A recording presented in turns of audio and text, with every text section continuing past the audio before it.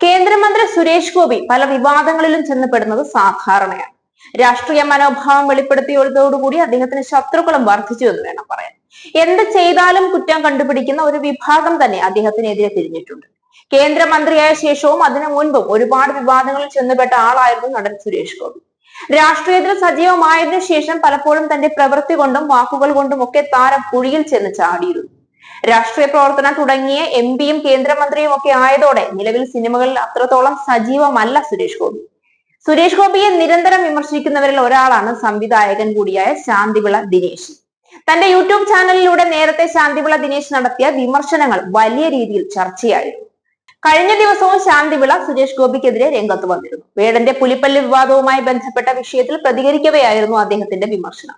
ഇപ്പോഴിതാ വീണ്ടും സുരേഷ് ഗോപിക്കെതിരെ രംഗത്ത് വന്നിരിക്കുകയാണ് ശാന്തിവിള ദിനേശൻ. സുരേഷ് ഗോപി നല്ലത് ചെയ്തപ്പോൾ താൻ നല്ലത് എന്ന് പറഞ്ഞു എന്നും അതെവിടെയും എത്തിയിട്ടില്ലെങ്കിലും അദ്ദേഹം ചെയ്ത ഒരു തെറ്റ് ചൂണ്ടിക്കാണിച്ചപ്പോൾ വിവാദമായി എന്നുമാണ് ശാന്തിവിള ദിനേശ് പറയുന്നത്. മറ്റു വിവാദങ്ങളിലും അദ്ദേഹം തന്റെ അഭിപ്രായം അറിയിച്ചു.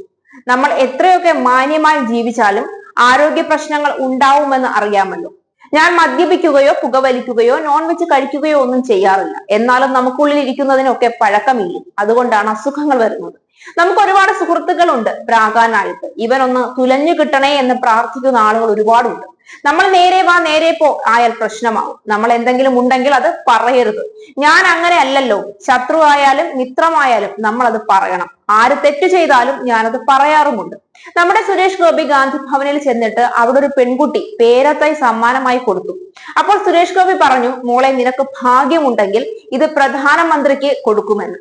മറ്റ് രാഷ്ട്രീയക്കാരൊക്കെ ആണെങ്കിൽ ചെയ്യുന്നത് എന്താണെന്ന് വെച്ചാൽ കാറിൽ നിന്നെടുത്ത് പുല്ല് എന്ന് പറഞ്ഞുകൊണ്ട് എറിഞ്ഞിട്ടങ്ങ് പോകും. പക്ഷെ ഇയാൾ എന്ത് ചെയ്തെന്ന് വെച്ചാൽ അത് ഡൽഹിയിൽ കൊണ്ടുപോയി പ്രധാനമന്ത്രിക്ക് കൈമാറി അവിടെ അദ്ദേഹത്തിന്റെ വസതിയുടെ മുന്നിൽ നട്ടു. അപ്പോൾ ഞാൻ അതിനെക്കുറിച്ച് ഒരു എപ്പിസോഡ് ചെയ്തു. അതേ സുരേഷ് ഗോപി ₹1 കൊടുത്ത് സ്ത്രീകളെ കാലിൽ തൊട്ട് തൊഴിയിച്ചപ്പോൾ ഞാൻ പറഞ്ഞു, ആ ചെയ്തത് വെറും ചെറ്റത്തരമാണ്. എന്റെ ഭാര്യയോ എന്റെ അമ്മയോ എന്റെ സഹോദരിയോ ഇയാളെ ഇപ്പോലെ ഒരു ബോറന്റെ കാലിൽ തൊട്ടെങ്കിൽ ഞാൻ അന്ന് വീട്ടിൽ നിന്ന് ഇറക്കി വിട്ടേനെ എന്ന് പറഞ്ഞിരുന്നു.